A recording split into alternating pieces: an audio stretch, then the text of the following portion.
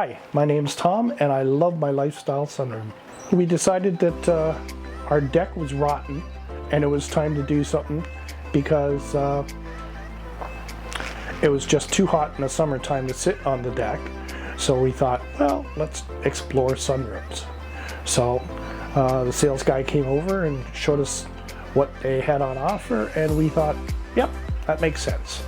So away we went and we had it built and we use it. We've had it for about 2 weeks now and we're having a great time in it. We sit and read and listen to tunes and have a coffee and away we go. In fact, we had a friend come up from Whitby, said, I've seen pictures, I want to see it in person. So she did and she says, this is gorgeous. It's like having a little cottage at the back of the house.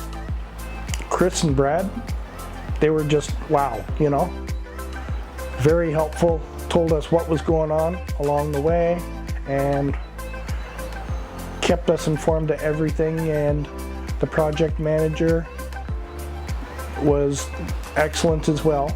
If there was any delay or anything, she'd let us know and it kept us happy. We'd seen the commercials and stuff and chortled about it. But the product itself was really nice and